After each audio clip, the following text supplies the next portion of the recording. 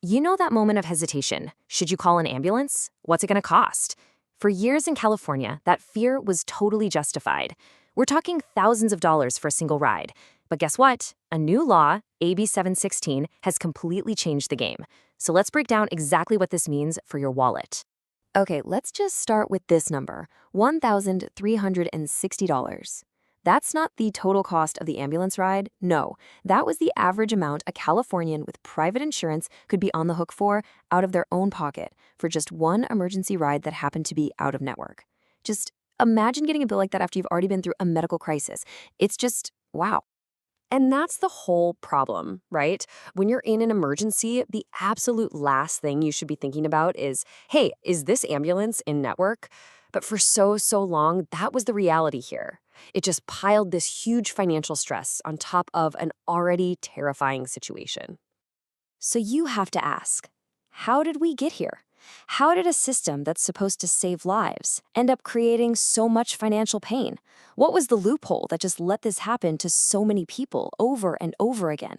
Well, let's dig in and find out. All right, we're going to unpack this whole out-of-network loophole. It sounds complicated with all the insurance jargon, but it's actually pretty straightforward once you see how it works. So it really all boils down to this one simple difference. In-network just means your doctor or hospital has a deal with your insurance company. They've agreed on a price. Think of it like a pre-negotiated handshake. But out-of-network, no deal, no handshake. And that means your insurance company pays way less, and you get stuck with the rest of the bill. And that rest of the bill has a name. It's called balance billing, and it's the absolute heart of this problem. It's literally the provider billing you for the gap, the balance, between their full price and what your insurance was willing to pay. And the crazy part is, until this new law, ambulance companies in California were perfectly within their rights to hit you with that.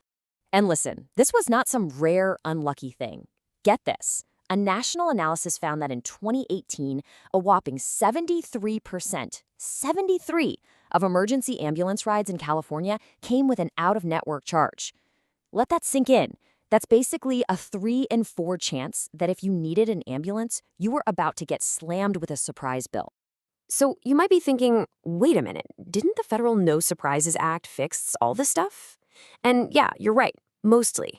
That law was a huge step forward. It protected patients from most surprise bills from hospitals. But, and this is a huge but, it left out ground ambulances. The system is just too fragmented, with so many local and city providers that they just couldn't wrangle it into the federal bill. And that created this massive, critical loophole that left patients totally exposed. That's exactly why California had to step in. Okay, so now for the good news. Let's talk about the fix. California's answer is Assembly Bill 716, and it was designed to do one thing: close that massive loophole and finally protect people from these insane surprise ambulance bills. So how does it work? Well, AB 716 basically gives you 4 key layers of protection. First, and this is the big one, it caps what you have to pay. Your cost is now limited to whatever your normal in-network rate is. Period. Second, it just flat out bans balance billing for ambulances. They can't send you that gap bill anymore. Third, it sets clear rules for how much insurance companies have to pay the ambulance providers. And finally, it even protects people who are uninsured, limiting what they can be charged. It's pretty comprehensive. All right, so this law obviously creates a huge shift in who's paying for what. So where is the money coming from now? Let's do what they always say. Let's follow the money and see how things have changed. Okay, take a look at this chart. The bar on the left, the baseline, that's the old way. Look at the patient's piece of the pie. It was made up of 2 chunks, their normal copay or deductible, and then this huge, unpredictable chunk called balance billing. That was the killer. Now, shift your eyes to the bar on the right. This is after the new law. See what happened? That balance billing chunk for the patient? It's just gone. Poof, vanished. Now, the patient is only responsible for their normal, predictable cost sharing. And that huge piece that the insurer pays, it got way bigger to cover the difference. So what's the bottom line here in plain dollars and cents? It's pretty dramatic. Before this law, the average patient paid $1,360. After this law, that drops to just $280. That's more than $1,000 in savings, right back in the patient's pocket. And hey, this isn't just for life or death emergencies. The same protections apply to non-emergency ambulance rides too, like if you need a transfer between hospitals. The numbers are a little different, but the story is exactly the same. The patient is protected, and the insurance company picks up the tab.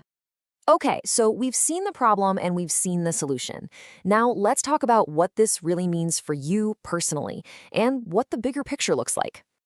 And it's so important to remember, this wasn't some niche problem. I mean, look at these charts. Medical emergencies don't care who you are or where you come from. They can happen to literally anyone. That's what makes this law such a big deal. It's a critical protection for everybody in California. So let's boil it all down. What do you need to remember?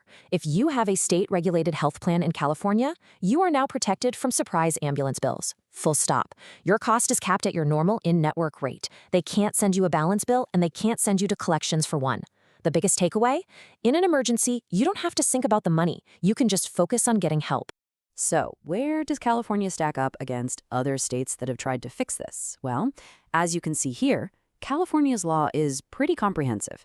It's one of just a handful of states that does both things, protects patients from the surprise bills, and sets rules for how much insurers have to pay. It really attacks the problem from both sides. But here's a really interesting twist. What about the ambulance companies themselves? Are they losing money? Nope. Actually, it's the opposite. This quote from the state's report shows that the total amount ambulance providers get paid per ride has actually jumped a lot. We're talking from about $2,000 to almost $3,200. So while patients pay less, the ambulance companies get a bigger, more stable paycheck. The cost has just been shifted over to the insurance companies. And that, of course, leads us to the big million-dollar question, doesn't it?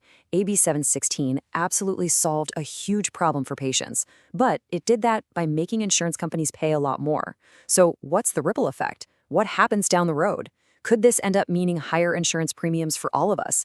And what does this shift tell us about where our healthcare system is headed? Well, that's the next chapter in this story.